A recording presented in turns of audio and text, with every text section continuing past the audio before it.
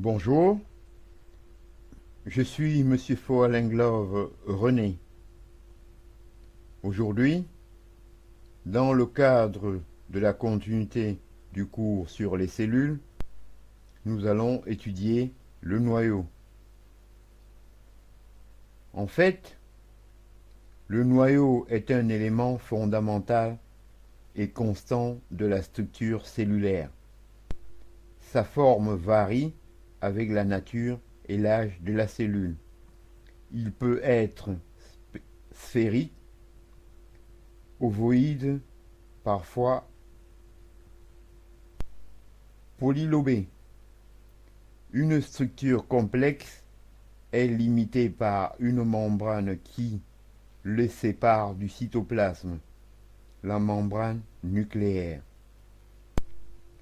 La membrane nucléaire, comme la membrane cellulaire, apparaît au microscope électronique comme formée de plusieurs couches et interrompue par de nombreux pores, au niveau desquels le contenu du noyau est en contact avec le cytoplasme.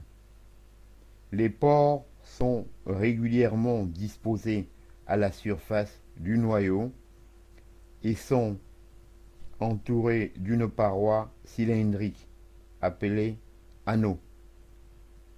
L'existence des pores permet les échanges entre les noyaux et le cytoplasme.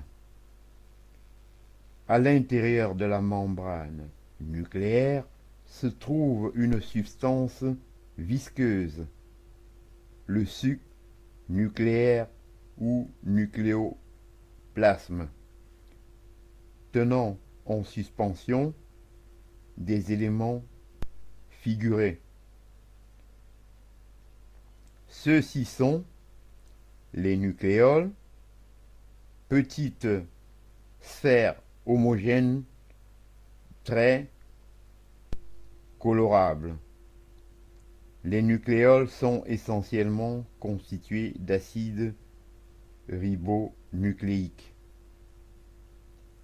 La chromatine forme de très nombreux corpuscules, formant un véritable réseau à l'intérieur du noyau.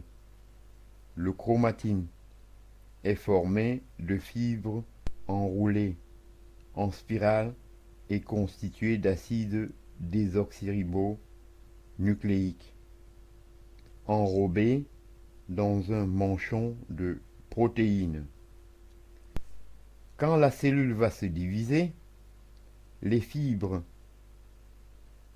chromatiniennes se transforment en filaments qui sont de nombre et de forme immuables pour une même espèce. Ces filaments portent le nom de chromosomes.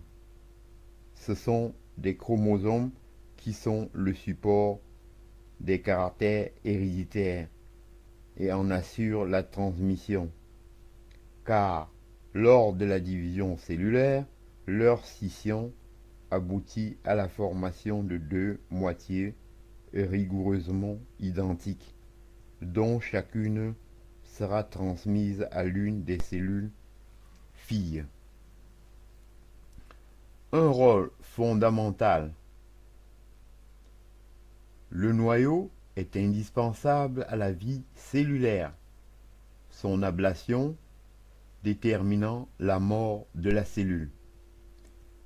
Il assure la reproduction des cellules et la transmission des caractères héréditaires.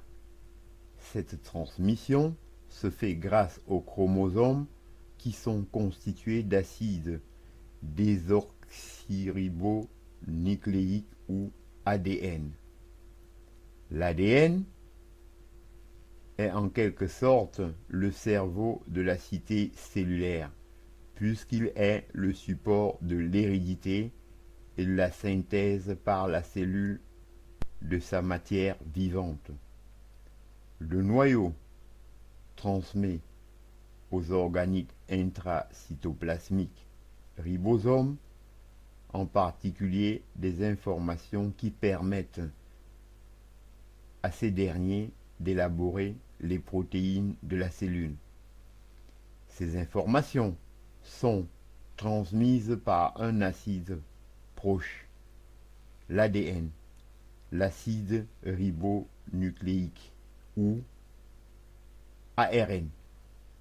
Ainsi donc, j'en ai terminé avec l'étude du noyau de la cellule. Je vous en remercie.